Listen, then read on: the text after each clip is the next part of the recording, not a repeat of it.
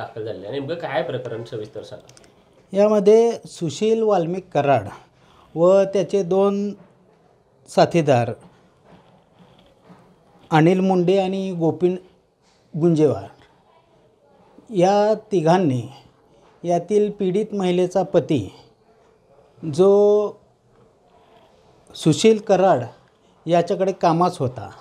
सुशील कराड हा त्यास कायम म्हणायचा तू एवढे पैसे कसे काय कमवला, तुझ्याकडे 2 बल्कर गाड्या कशा काय आल्या, 2 कार कसे काय, असे म्हणून कायम मारहाण करत होता. त्यानंतर या तिघांनी त्याचं राहतं घर जे होतं म्हणजे घर जागा जी होती ते अनिल मुंडे याच्या नावावर करून घेतली.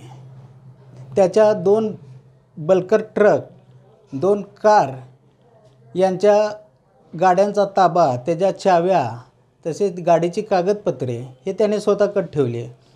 इतक्यावरच न थांबता त्याने पीडित महिलेच्या पतीचे 2.5 तोळ्याचे सोने हे टाक ज्वेलर्स परळी येथील सोनाराला विकून त्याच्याकडून पैसे घेतले आणि ते पैसे फिर्यादीच्या पतीला न देता ते पैसे त्याने त्याच्याकडेच ठेवून घेतले व त्यास परत मारहाण करू लागला की तू एवढे पैसे कसे काय कमवला म्हणून.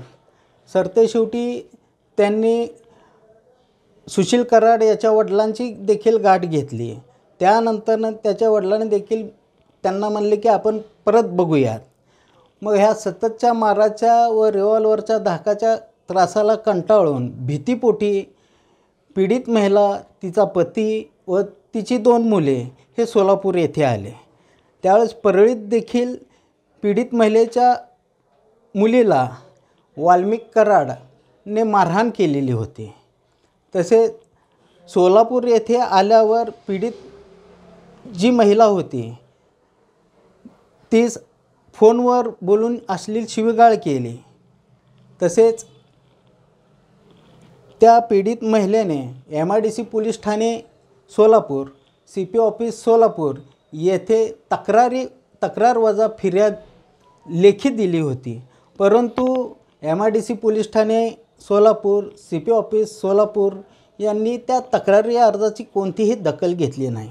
सरतेशेवटी त्या महिलेने MIDC police station, CP office Solapur तसेच SP ऑफिस बीड यांना RPADने तक्रार पाठवली आणि त्या तक्रारी अर्जासोबत गाड्याचे सध्याचे लोकेशन कुठे आहे हे देखील पाठवलेलं होतं.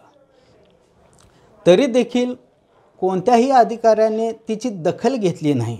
सरतेशेवटी पीडित महिलेने सोलापूर जिल्हा व सत्र न्यायालयात तक्रारी अर्ज दाखल केला. त्यावर न्यायालयाने आरोपीचे म्हणणे मागवल्यानंतर आज रोजी चौकशीसाठी तारीख नेमली होती. परंतु आरोपीचे वकील नसल्यामुळे सदर प्रकरणास 13 जानेवारी ही तारीख देण्यात आली.